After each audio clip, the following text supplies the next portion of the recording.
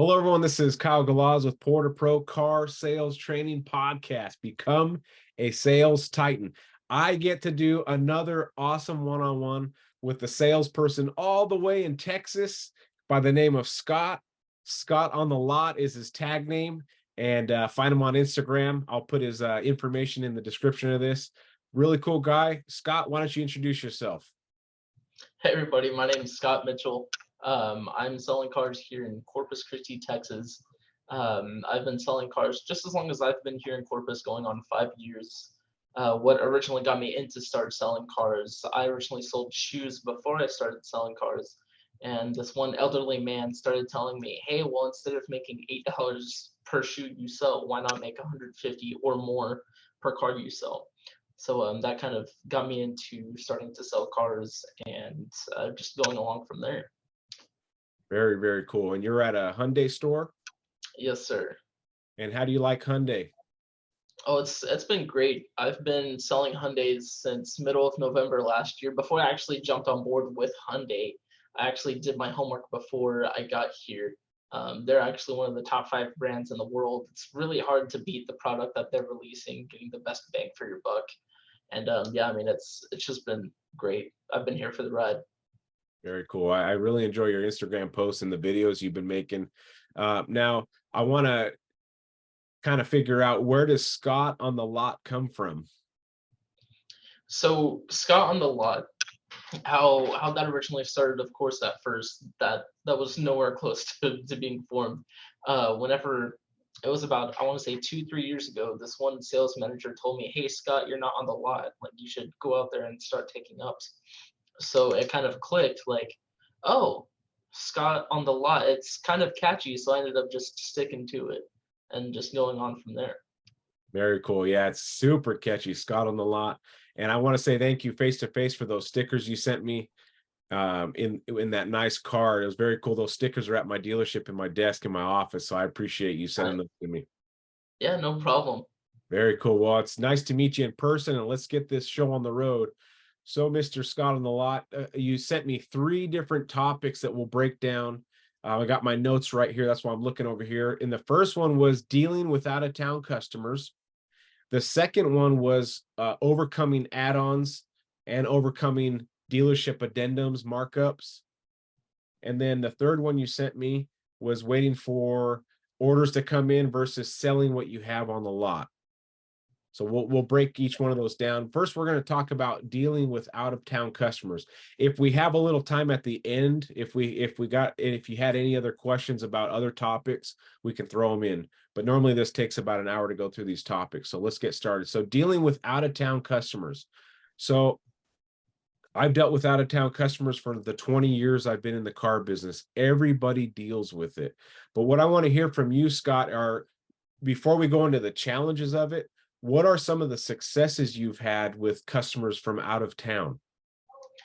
So some successes that I've had with dealing with out of town customers is they understand that they're looking at our specific dealership because we have exactly what they're looking for.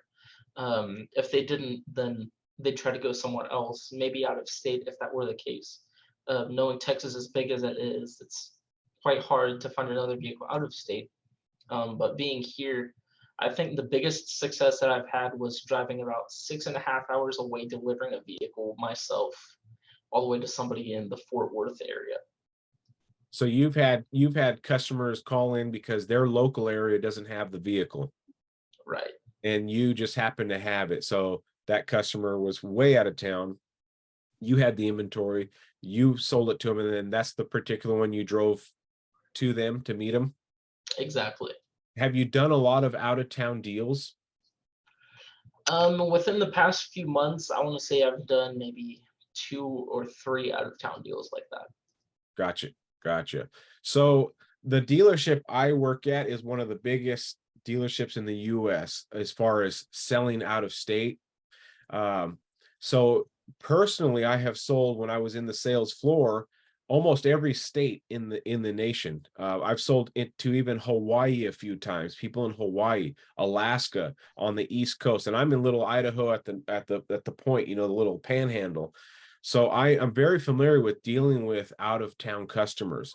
And there's two versions of the out of town customer. One of the out of town customers is they are so far that it's all about the dollars. It has nothing to do with can I get this customer in? Can I, you know, meet them halfway and show them the car? It's they're, you know, if they're 3 states away, only one thing matters, and that's the money. Okay. So Right. those, so on deals that I've had that are out of state or extremely far, you have to realize it's just going to be about the money. Yeah, you can build a little relationship, you can make them laugh over the phone, you can be helpful, you can send them stuff, you know, to try to win them over. But when they're that far and they got to get an airplane ticket to land in your town, it's just about the money. Okay. So we won't harp on that customer too much, because their threshold, and we don't deal with that as often as the guy that's semi-close, right? The customer that's 3 towns down or 4 towns down or 5 hours away, we deal with that customer more often than we deal with the way out of state guy. Okay, so the way out of state customer, it usually breaks down to just what's the bottom dollar, what kind of payment can you get me, what kind of interest rate, or they're paying cash and they make you an offer and you just got to facilitate the deal and either make a big old voucher or don't sell them. But let's talk about the guy that's maybe 4 cities away. Um, have you had a lot of challenges in that deal, in those deals? I have, yes, mainly just getting them in and just working up a deal in person to make it a lot more convenient for them, with that being the case.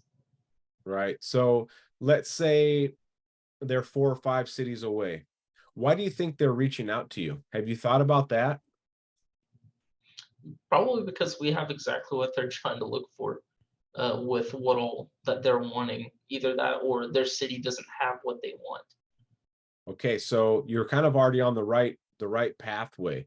A customer doesn't leave their area just to spend more time on the road, just to spend more time away from their home and ruin their weekend to go buy a car just because.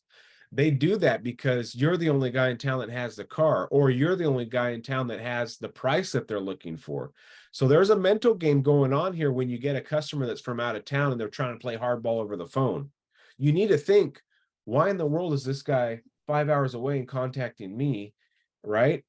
Now they play hardball because that's what they have to do to make them feel like they're going to win the battle and buy the car. And they may buy the exact price that you had posted, but because they just got to feel that warm and fuzzy that they won. Okay. But Yeah, you have to figure out why in the world and understand the psychology of why are they calling me from so far away? Why are they visiting my website? So you already have a one up on that customer. You already have a one up. You have to realize that they're contacting me because they can't find the car they're looking for locally, or right, their local dealership has screwed them in the past and they're never doing business there again, or you're the lowest price that they can find. right, They're not going to stop at the website and make the call to you if you're the highest price in town. And they're not going to stop and visit your website if they hate your dealership. And they're certainly not going to call in to Scott on the Lot if you have the wrong vehicle. So you have to understand, when a customer is contacting you from way out of town or 5 hours away, you already have a one up. Don't let them fool you into playing the, well, what's your best price? You know, or play that hardball. You have the ball in your court, otherwise they would have never called you from so far away. That is why it's important when you get phone calls to find out where they're from. Where are you calling from? You know, nice to meet you. I'm Scott on the Lot. I'm Scott. So finding out where they're from on the phone, and Texas is gigantic. It's you could probably fit 5 of my states in your in your state. So when a customer calls in from out of town, they have a different area code, correct? right. So you can kind of get an idea, okay, if I see this number, they're 4 hours away. So you got to understand that they're calling you for a reason. So you do have some leverage. Don't feel like you're going to get bossed around. You do have leverage when they're calling in from way out of town. Now, Let's say the dealership locally does have a vehicle that you have. Okay. So they do have a comparable. You might have a couple different options, but what's a hot item on your lot right now? Our Palisades. Okay, so let's use the Palisade. Their local dealership that they happen to like, they've done business there before, has a Palisade, and you have a Palisade, and they're roughly within a few $100 of each other. So they have the same vehicle in a sense. And both vehicles have the right options they want. Both vehicles are in the price range they were thinking. They like both dealerships. They're okay with either sales processes that dealership has. Then what's the difference of them buying it from your dealership and that dealership? How can you get them to you? What is the difference? The service. The what? The service. How they're being dealt with from one salesperson to another. That's a huge topic right there. Very good, Mr. Scott. If the vehicles are the same, the prices are the same, the processes are the same, the warranties are the same, the only difference is you as a salesperson. That is it.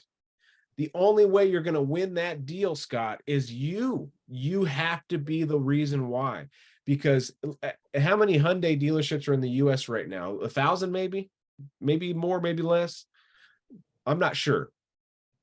But the salespeople that are different, the salespeople that are providing the good experience, the salespeople that are truly building value in themselves, the dealership and the vehicle, are the ones that are getting the more deals. Those are the guys selling 20 and 30 a month. People don't believe me when I say, oh yeah, I know a guy that sells 30 a month, or I know a guy that makes 215,000 a year in the car business selling cars. Trust me, they are. These are the guys doing what I'm trying to tell you right now. And you already onto it. You're a smart guy. You're a smart salesperson, and you realize you're the difference. Right. Okay, so they're local. They have the same car, the same price, the same warranties. And now you know that you're the difference. How do you get that customer to you? What are some things that you do now that could differentiate you from that salesperson that's local, Scott? I mean, I do already kind of market myself outside of my own city. I also try to throw in like an extra free tank of gas, maybe mail them out a gift card. With that being said, just say, hey, I can't provide you a tank of gas while you're over there, so I'll do that for you as well. Or just hand them some cash, just that way they can fill up along their way back home. Very nice. So you do above and beyond things that cost you money as a salesperson. Right. Right. So great job on being your own company, because that is the mindset of a CEO. I got to spend a little to make a little, or make a lot, right? But here's a couple things that you can do, and I see a lot of salespeople do this, and they have great success. So let's say you have the Palisade and the customer's interested in it, and the one locally is sitting on the lot, and you have yours. What are some things Scott can do to show off that car to that customer? Send them videos, send them picture, email them, FaceTime them, if that were the case.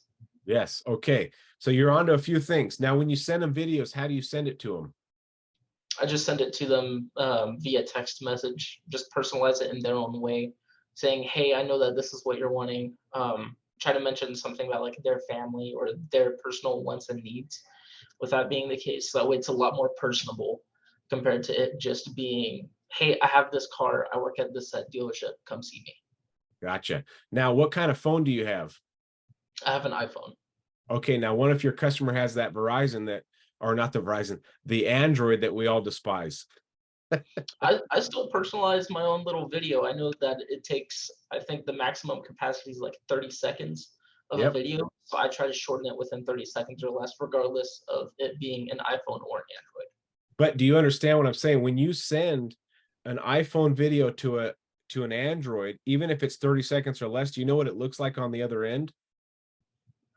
I think so. Yeah, it's been a while since I've had an Android, so I'm not too sure if they've changed it from then to now, where it's really robotic-y. It's pretty ugly. It's a pretty ugly video. I know, because I tested a lot at my work with the guys that have Androids, and I don't despise the Androids. I was just playing around, but when you send an iPhone video that's 30 seconds to an Android user, it comes in at the smallest resolution known to man. So you're actually doing yourself a disservice I'm going to teach you something right now so you can send 4K video of a beautiful walk around to your customer. And you probably already know how to do this. Do you have a YouTube account? I do. Yes. Is it a Scott on the Lot YouTube? It is not. It is a Scott Sales. However, I should title it a Scott a lot. Okay. The reason why I'm saying that is because two things will happen here. When you film a walk around for a customer that's 30 seconds, all you're going to do is spam them with 30-second clips that are grainy.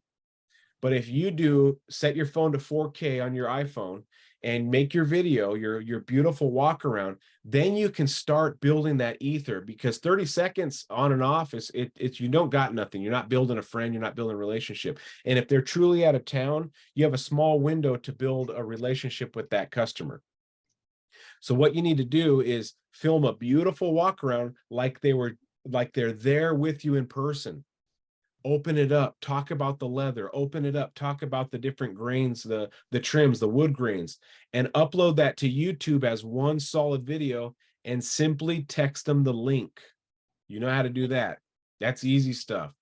But you're going to have one fluid video that's maybe 5 minutes long, of this beautiful walk around that you're doing, starting it up, showing the features. So you can truly do a walk around, because their local guy, I promise you, doesn't know his product like Scott does.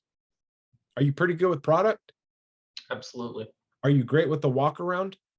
Yeah, absolutely. Okay, then you're already 90% better than most salespeople in the USA right now. So they're going to go down to that local guy and see that Palisade and maybe get a horrible walk around, and the guy never built value.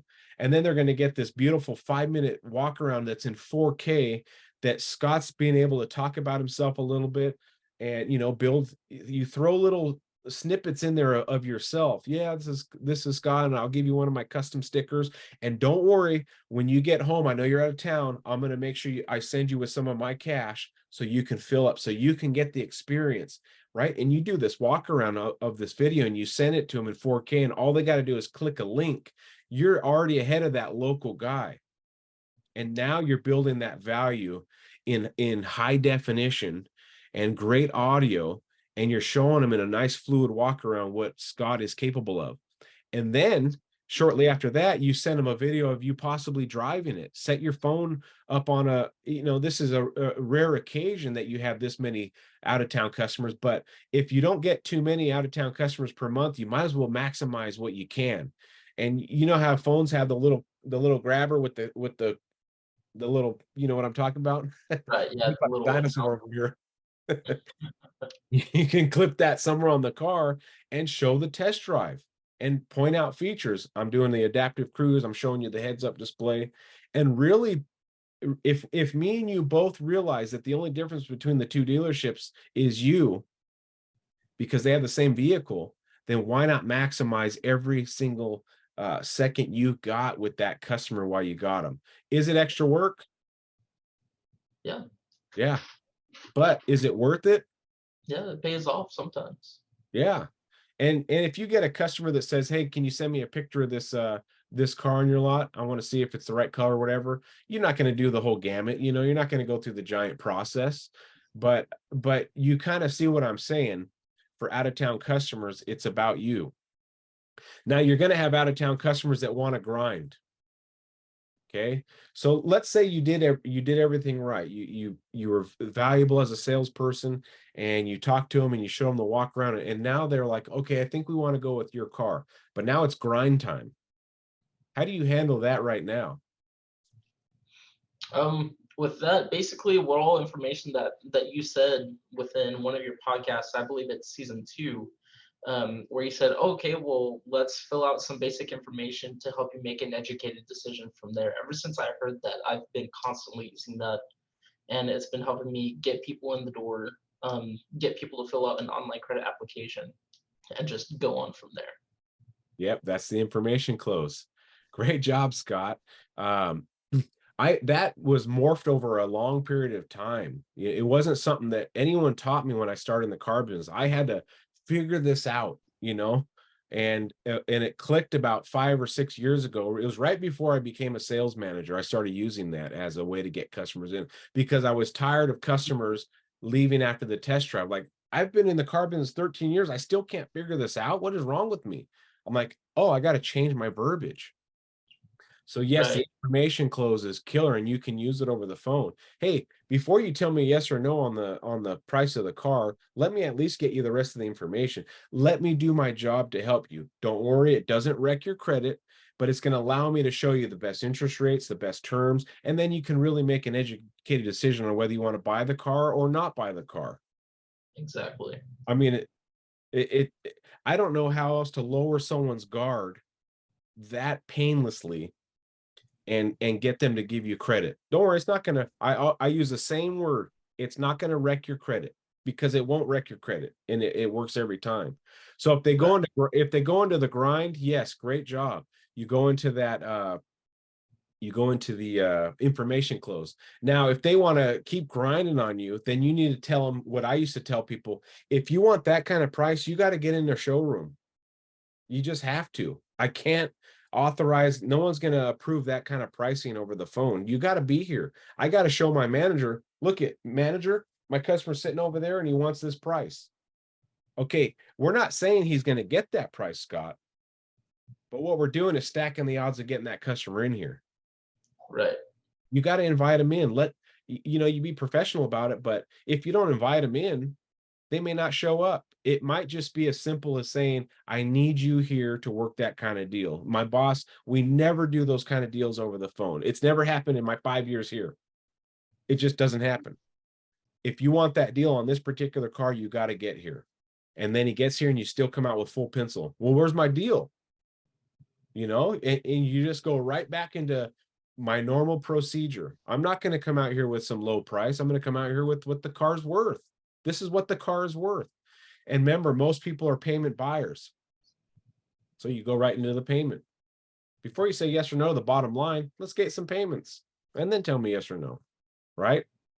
Right. So out of town customers can be tricky, but where you can really stand apart, and at least you know this already because you're a smart guy, is you're the difference. Can we agree that you are the only difference between them and you? Absolutely. Everyone has a Palisade if they're a Hyundai dealer. Yes, sir. Just about.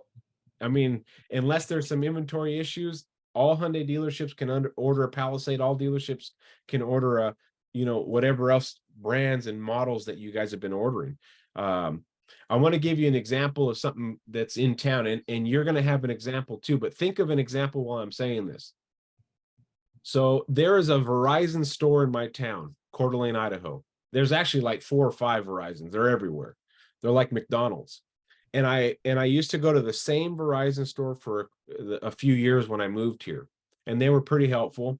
They weren't over the top helpful, but I could get the job done and get my phone, get my cases and all that stuff. I went to another Verizon store one day because my first Verizon store didn't have the iPhone I wanted. So I went to this other Verizon store that's farther out of the way, unfamiliar to me. I've never been inside of it. I was greeted by a girl named Penny. Penny. She was so helpful. And she's now my go-to cell phone person for my whole family, my wife and my 2 daughters. We only go see Penny because not only was she helpful, she was polite, she was courteous, she did all the right things a salesperson would do, and I could recognize the things she was doing to go out to build that reciprocity, to build all that rapport. I could detect it. I'm a sales guy, I'm a sales manager, I know what she's doing. But I was so happy to be helped by her. Anything she offered me. Do you want the OtterBox? Yes. Do you want to get the Apple Plus, whatever? Yeah. Do you want to sign up for the Disney Plus? Do you want to sign up for Apple Arcade? Yes, yes, yes, yes, yes. She's farther away from my house, but she's the difference. You're the Right. difference, right? Have you ever had a scenario like that? Yes, actually. Pretty funny. So we have a few smoothie places over here in Corpus. We have a Smoothie King, we have a Jamba Juice, and then this one other smoothie store. So I usually go to Smoothie King because one of my other coworkers does. And the one particular Smoothie King I go to, full of high school kids, they're always forgetting every single order. Hmm. It's even gotten to the point 5 minutes later after I'm done placing my order, they said, "Oh, what did you order again?" Where on the receipt, this is what it shows me, what you placed down my order compared to going to one of my favorite spots over here. Like they already know who I am, they already know what exactly I ordered, um, as well as like what specific size. So yeah, it's like that type of scenario where one completely forgets everything a few minutes later compared to the other one where they already know who I am, what I want, and Yep. how much everything's gonna come out to. Yeah. I mean, so you can see examples in your own life of what we're talking about. Um, Exactly. I mean, even like let's talk about as simple as a McDonald's. Do you like McDonald's or Taco Bell or fast food of any type? I tried to not eat out as much as possible. Okay, if you had to pick one, if you had to, you're in a bind, you got to eat something. Probably Taco Bell.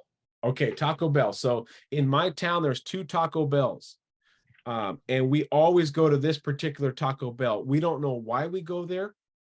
It's just they're about the same distance, but I feel like something about that Taco Bell has a better vibe. I don't know if it's the people, if it's the cleanliness, it's if the way the drive-through is, the way the inside is, just something about that Taco Bell we do. But that's basically the same as your dealership, right? The dealership is the building, but you're the salesperson, you're the representative to that customer. So I think we figured out the dealing with out-of-town customers, how to pinpoint it, and you kind of were onto it. You're the difference. You've got to build a relationship. The relationship is everything, not the price.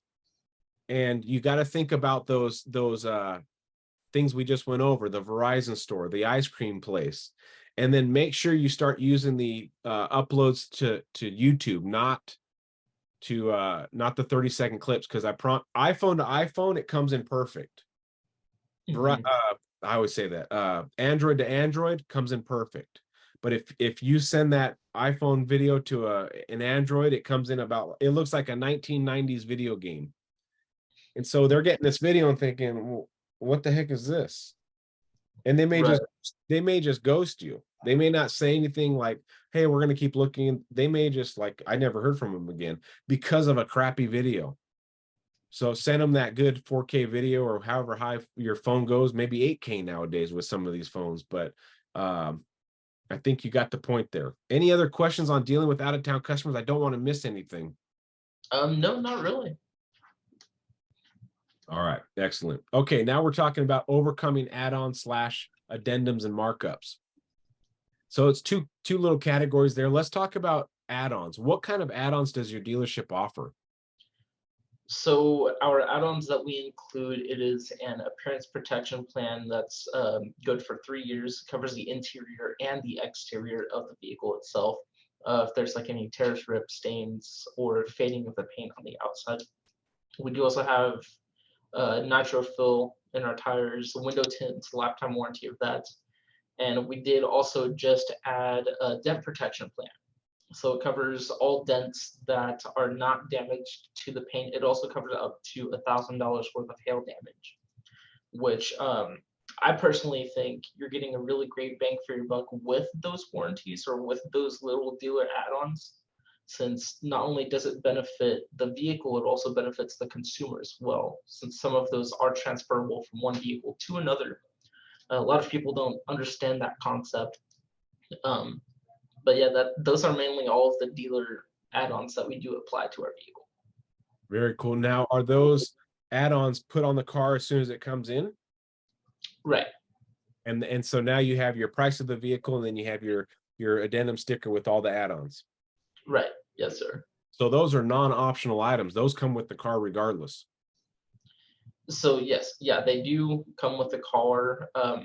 Sometimes my managers do find a way to finagle it where we won't include said appearance protection plans or any of the protection plans, since that's mainly on the back end portion of deals. However, the window tint and nitro fill, that's automatically applied. That's non-negotiable with And that being the case. what do you think the cost is? Couple hundred, 500 for all that? For all of that in total, it is 1838. Is that include the clear coat in the interior? Yes, sir. Okay. So what about the nitrogen and the window tint? So nitro is 99 and the window tint is 399. Okay, so about 500 bucks for those items, and then 1,300 bucks. So my question to you, Scott, is do you believe in those products? Absolutely. Okay, Why would I not believe in it? because that is step one. Because if a customer can detect that much of you not believing in those products, then they won't believe in the product. Exactly. And that's where the battle ensues. Okay, because you're going to get customers, well, what's this? What's this? And if you don't believe in it, you're going to have a lot more pushback. If you believe in it 100%, and you know is just as much about that addendum with those add-ons as you have over here in the main window sticker, then you're going to be able to overcome that way more often. And you just have to put your selling shoes on the paint protectant and the interior and the tint, and the more expensive one obviously is that interior exterior. But are you pretty good at selling that? Yeah, absolutely. I mean, a whole bunch of people see the benefits of it, especially after I say that it's transferable if they were to trade out of one vehicle going into another. Since that's little protection plan's good for 3 years, the average car buyer tends to trade out of their vehicle after every 2 or 3 years, sometimes even sooner, if that were the case. So if they could transfer that, I consider that a win, and so should they. Correct. Now, let's say they plan on keeping the car for a while. That doesn't necessarily work, the transferable. No, I usually keep my cars 5 or 6 years. Um, what else could you say? With that, I say, okay, perfect. Well, if that being the case, I don't get paid enough to know anything else about the other warranties. I have a great finance and sales management staff who could go over all of that information after we come to an agreement on Okay. numbers. So now you may use this sales technique, but let's say on the exterior and interior, the vehicles that have that protection are worth more when you trade them in. So yes, you may be spending $1,300 more, but you may get $1,500 out of it later when we go to reevaluate your car, because your car is pristine. In 5 years, instead of having paint damage and fading and possible, whatever the elements have, you're bringing a car back that's been protected the whole time. We know the history of this car. That's been protected since it was born on the dealership. Now you're getting all your money back. So yeah, it's a upfront investment, but you're going to get it all back because your car's going to come back in that much better shape. So that's another angle you can run, especially on interior. Do you know how much it is to re-leather something or re-cloth something, even if it's the cover over the pullover things with the zipper? It's hundreds and hundreds, maybe thousands of dollars. But I don't think you have a problem selling that product. But my main point was you have to believe in it 100%. Because if I came to your Hyundai dealership, Scott, and you were showing me the car, and out of curiosity, people are going to ask, well, what's this sticker? What are these items?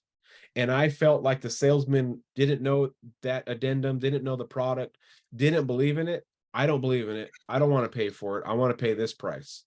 But if I run into Scott, who knows everything about that markup, the addendum with all those add-ons, and he builds the value and then shows me that I'm going to get my money back down the road because those vehicles coming back are that much more pristine and they're worth more. Really, it's not costing you anything. If anything, it's making your car look beautiful and shiny for the next 3 to 5 years, right? I'm going to buy that. I'm going to buy into that addendum. So when it comes to add-ons, at least you have an item to sell. And I feel like you're pretty good at selling stuff. And obviously you're very knowledgeable in the product. You know your prices, you know what it covers, you know the warranties on it, exterior, interior, hydrogen, and you're good at that. You're very good at that. It's just relaying it. Now, what have you had a lot of pushback on it? Is it a normal thing that you have pushback? As of recent, yes, I have, because our protection plans only fall if they go from one AutoNation store to another. So if I have somebody who's all the way out in California where we don't really have, I don't think we have any AutoNation store over there, it kind of defeats the purpose on them having these said dealer add-ons. With that being the case, especially if they're never coming back here to the Texas area or around any other AutoNation store. Well, if they're that far away, then don't sell them on you got to sell them on what it does and not what AutoNation can offer after. Yeah, exactly. You really got to sell them on, once you leave here, you're leaving in an absolute gem that's fully protected, that's getting the best fuel economy. That's, don't sell on the things that AutoNation can do after, because it doesn't rely to it doesn't what's the word I'm looking for, pertain to them anymore. So try to harp on the right things with the right customers. Try to work on the right things. Okay, so I feel like add-ons, you're pretty good with them. Do you feel pretty good with them? Yeah, absolutely. When they ask about the cost, do you just roll that into, I can get it in your payment, I'll make it affordable type thing? What do you normally do? Right. Yeah. So I'll let them know, hey, well, this is the MSRP of the vehicle. Keep in mind, this is the manufacturer's suggested price. However, we do have our own add-ons that we do apply here at the dealership to not only benefit you, but the vehicle itself. After all of that's being applied, this is what it's coming down to, plus tax, title, license. Gotcha. Okay. So I some customers, if they really want to harp on that, and do you ever have scenarios where they just like gridlock on that item, the addendum?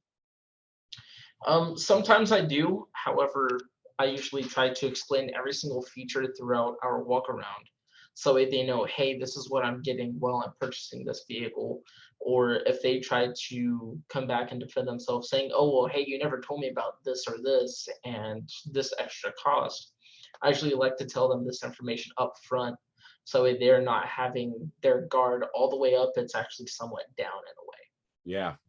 And remember, on the exterior coat and the interior coat, you can run that sale throughout your walk around.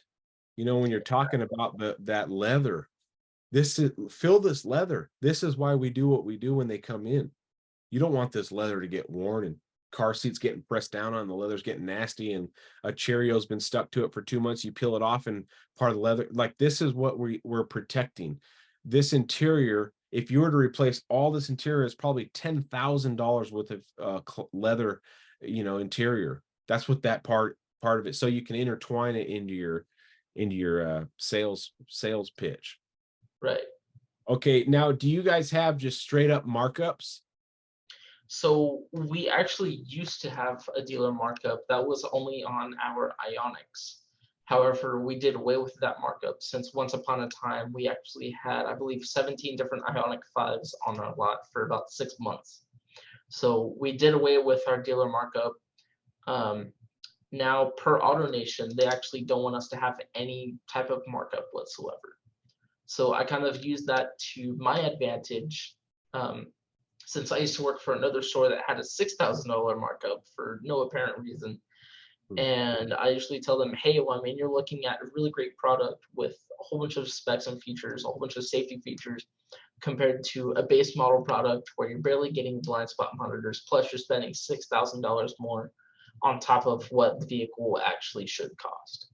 So I usually like to put that in my little back pocket. Yeah. Yeah, when you mentioned markups, I was thinking, I haven't dealt with markups since 2007 at the Ford store I worked at in Bakersfield.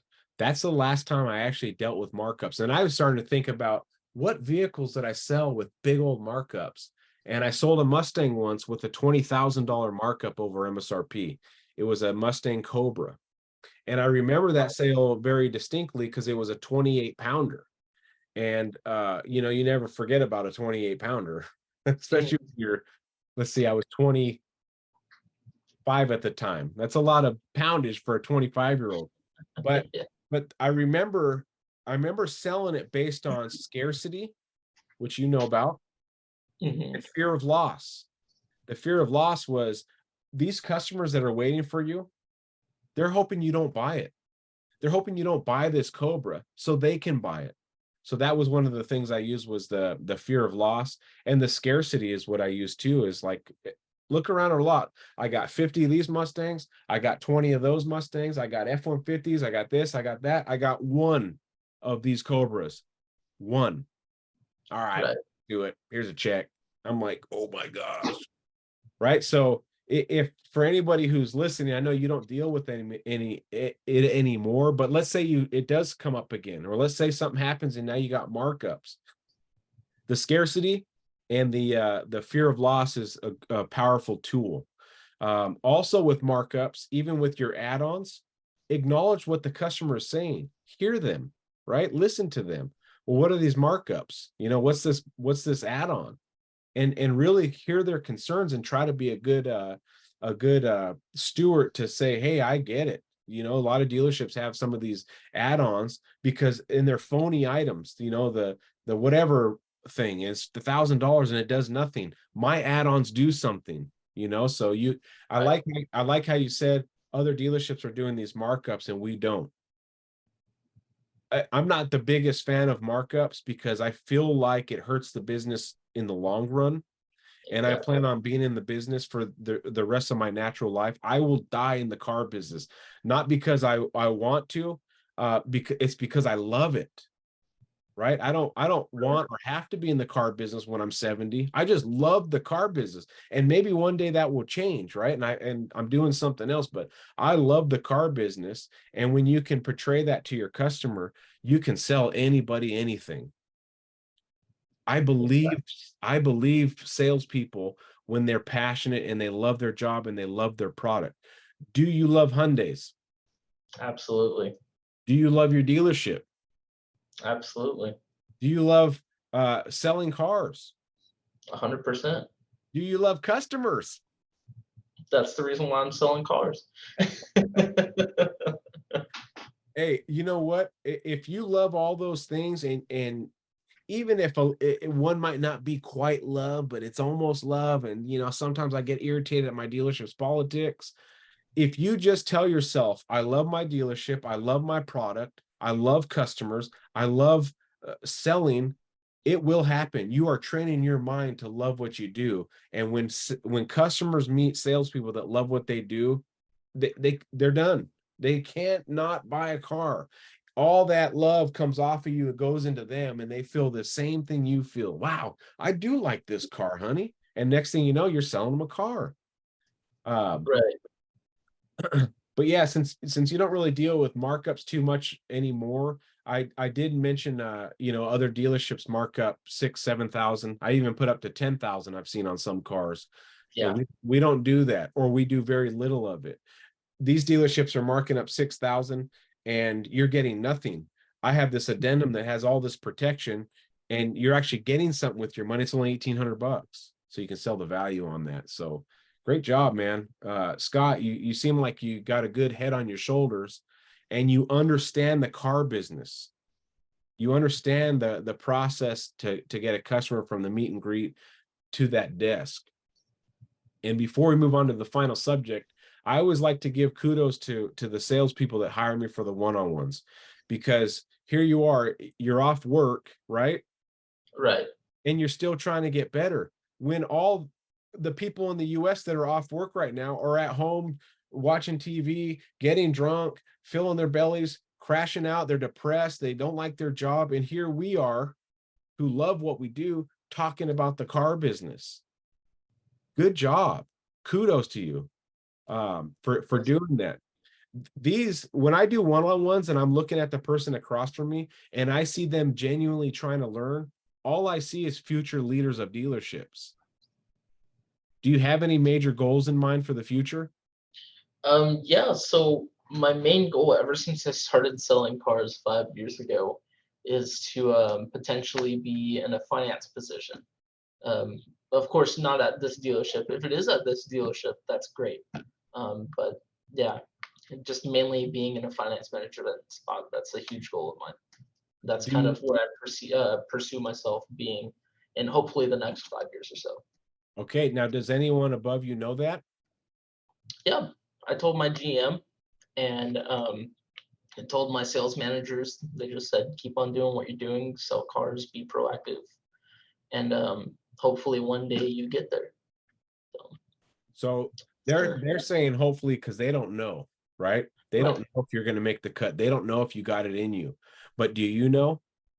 Yeah, absolutely. Okay, so do you already feel like you can do that job?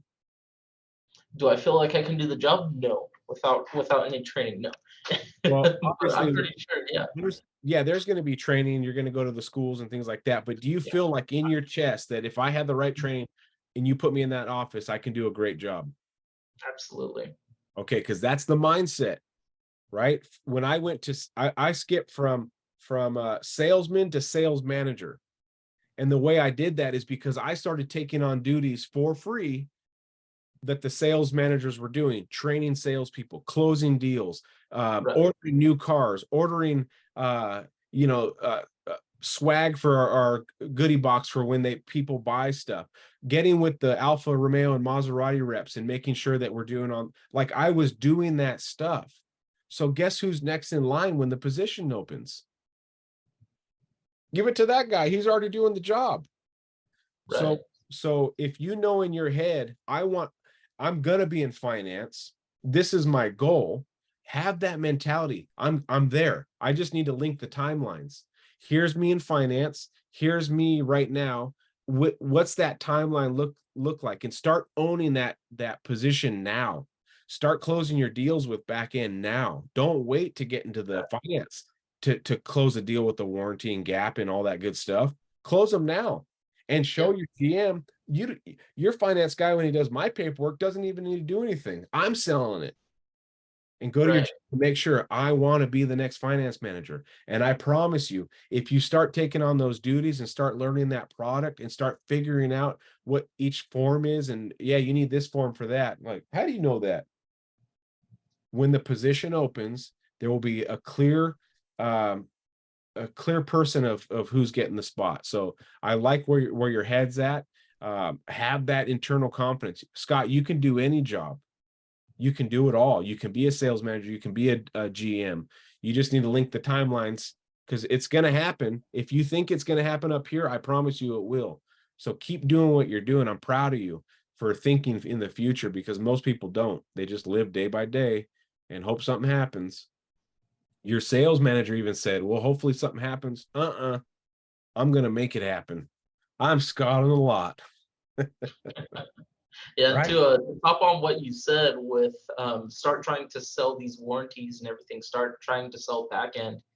That's what I've been doing for the past few years. I just hype up Good. these other warranties like windshield protection, roadside assistance, tire and wheel protection, all this other stuff. I try to hype that up while we're waiting for finance. So that way they'll say, oh, well, I didn't know that y'all had those features or y'all had those warranties. And that's something that I'll actually heavily consider about getting. So while we're waiting, I'll just run on over to the back and say, oh, okay, well, let me just check up on our paperwork, see how the process is going over there. Then I'll just let the finance manager know, like, hey, just so that way you know, I'm already trying to upsell them on these set warranties to make it a little bit more convenient for you. So that way they're making money, I'm making money along the way as well once I hit a set amount of cards. So Okay. just to benefit everybody all around. Now, do you ever send a deal to the back to finance after you close it with the warranty already in it? I do not. No, sir. They don't preload a warranty and you close them on a payment. You can tell them about it, but it finishes on in the back. Exactly.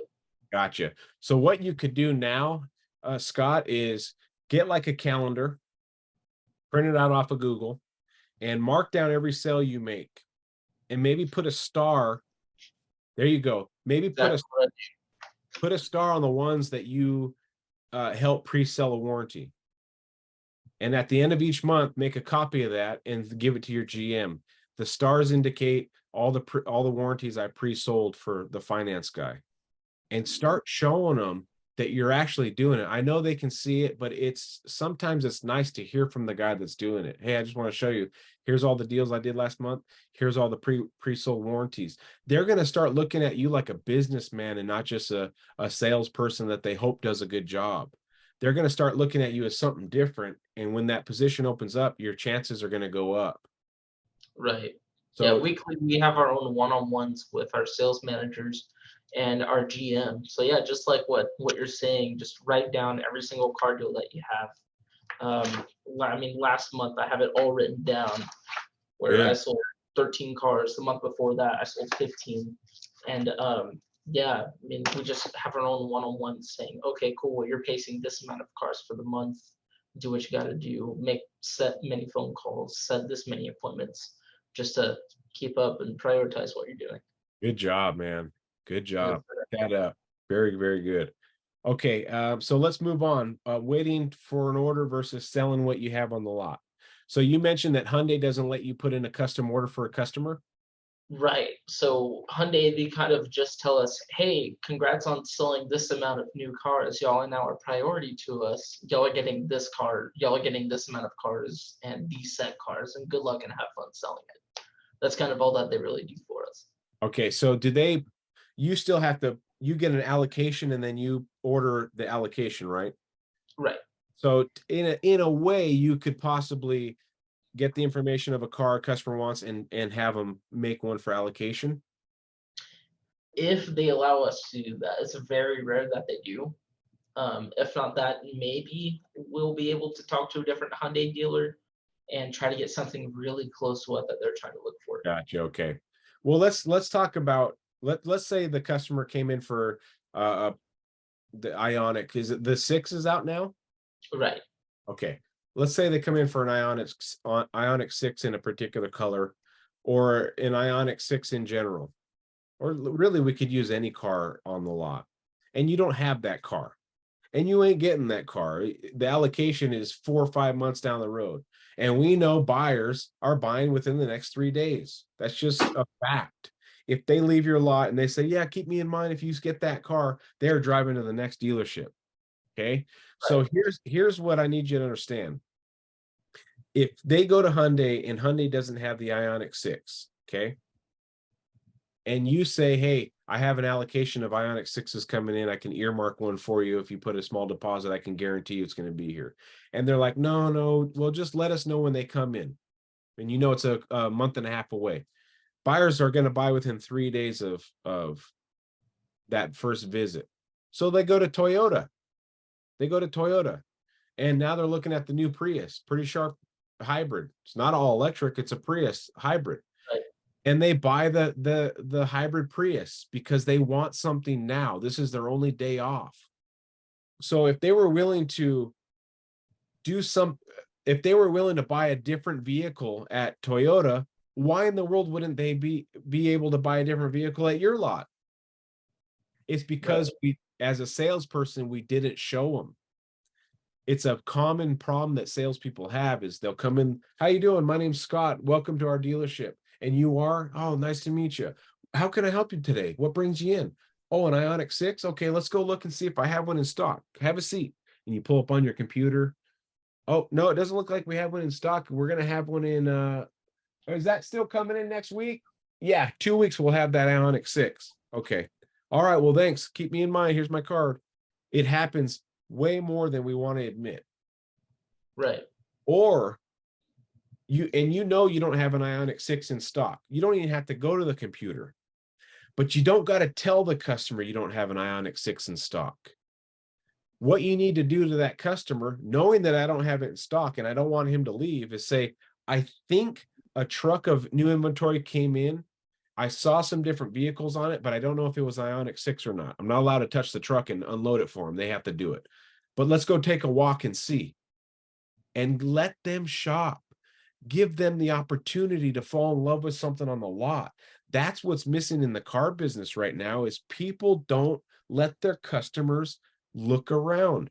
They go Right. straight to the computer and they're, oh, I could probably dealer trade one. No, you can't. No one's going to give up that car.